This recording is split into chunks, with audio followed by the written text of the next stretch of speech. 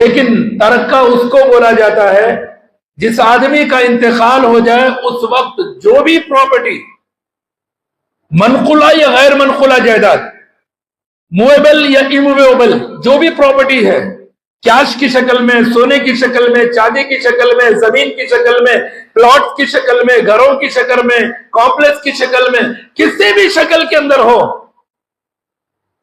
وہ سب کا سب ترکہ ہے۔ پورے مال کو ایک جگہ جمع کیا جائے گا، پورے مال کو اکٹھا کیا جائے گا، پوری پراپرٹی کتنی ہے اس کو اکٹھا کیا جائے گا، زمین کتنی ہے، پلاٹس کتنے ہیں، گھر کتنے ہیں، سونا کیا تھا، کیش کیا ہے، جو ہے سب کچھ جمع کریں گے۔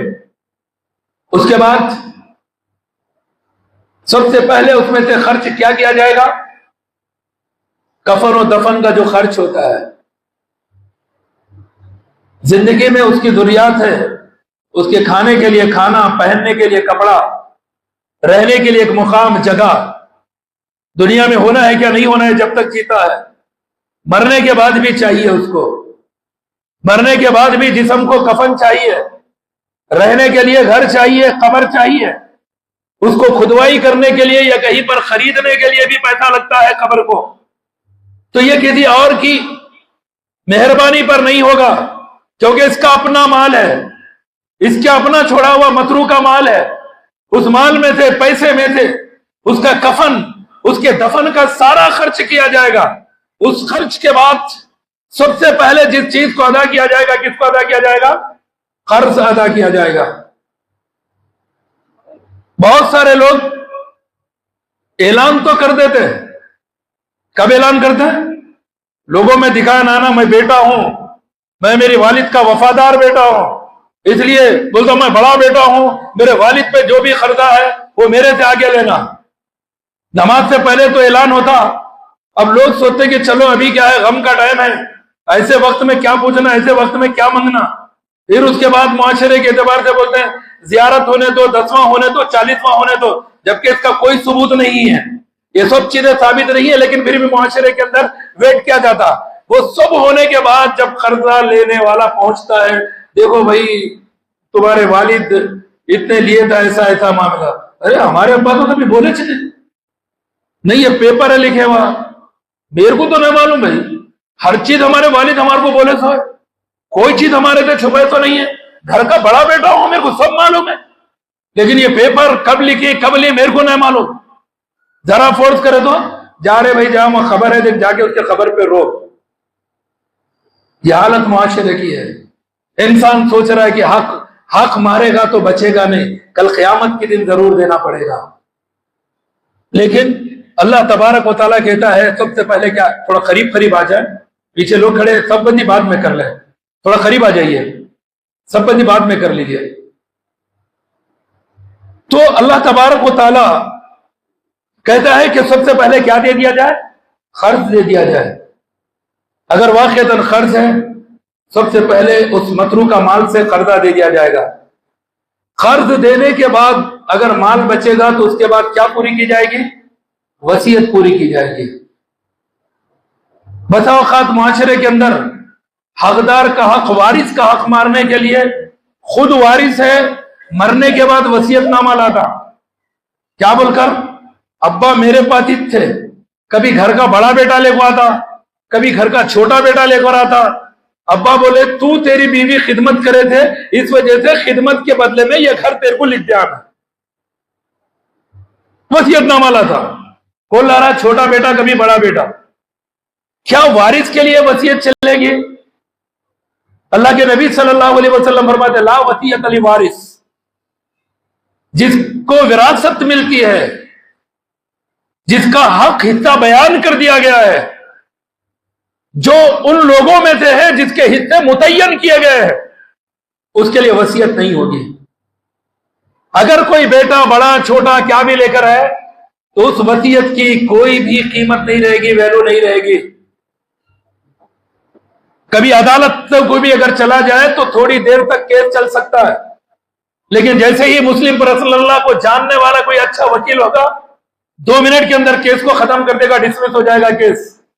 اگر وہ وارث بن کے کیس دائر کرتا ہے کہ نہیں میں وارث تھا، میرے امی میرے کو دے دیے. کبھی کبھی معاملہ ہوتا ہے کہ زندگی بھر کسی کو پتا نہیں ہے، کوئی بھی معاملہ نہیں ہے، اچانک شوہر کا انتقال ہوتا، تھوڑے دنوں کے بعد بیوی کہتی کہ نہیں میرے شوہر میرے کو مہر میں دیے تھے. کس میں دیے تھے؟ بیوی یہ بولتی کہ یہ میرے شوہر مجھے یہ مہر میں دیے تھے. اب بچے کہاں جائیں گے؟ تھا ایک گھر جس کے اندر رہ رہے تھے، لیکن بیوی بولتی، یعنی کہ بچوں کی ماں بولتی کہ نہیں تمہارے ابا میرے کو مہر میں دے دیے تھے. مہر میں کیا دے رہے؟ وہ تو سیاہ نامے میں لکھا ہوا رہتا کیا نہیں رہتا؟ اور یاد رکھنا وہی مہر ہے.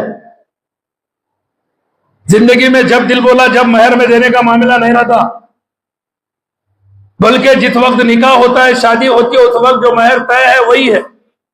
اور اگر اس وقت طے نہیں ہوا، ان کیس مہر طے نہیں ہوا، نکاح ہو گیا، تو بھی مہر مثل ملے گا. اس خاندان کی عورتوں کو کتنا مہر عموماً اس خاندان کے مرد دیتے ہیں، یا اس خاندان کی عورتوں کو دوسرے جو عورتیں ہیں ان کو جو مہر دیا جاتا ہے وہی مہر. یہ نہیں ہے کہ ایک بلڈنگ ہے وہ مہر کے اندر بول دیے تو ہو گیا مہر. یہ تمام جو راستے ہیں دوسروں کے حقوق کو مار کھانے کے راستے ہیں. اور کبھی کبھی بیٹیوں کے حق کو مارتے، بھائی بہنوں کے حق کو مارتے ہیں. کیا بول کر مارتے ہیں؟ کیا تھا ابا کے پاس، کیا تھا؟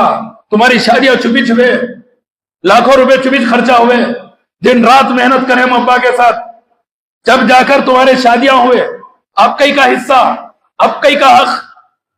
پہلی بات تو شادی کرنے کی ذمہ داری الگ ہے، وراثت کا معاملہ الگ ہے. شادی کا خرچہ وراثت کے مال میں جمع نہیں کیا جا سکتا.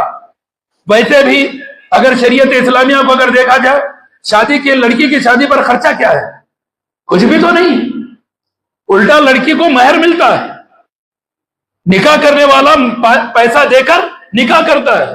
چاہے تو ایک بیٹی اپنے باپ کے گھر سے ودا ہوتے ہوئے اپنے باپ کو مہر کی رقم بطور تحفہ دے سکتی ہے، تو باپ سے کیا لے گی، کیا خرچ کرائے گی.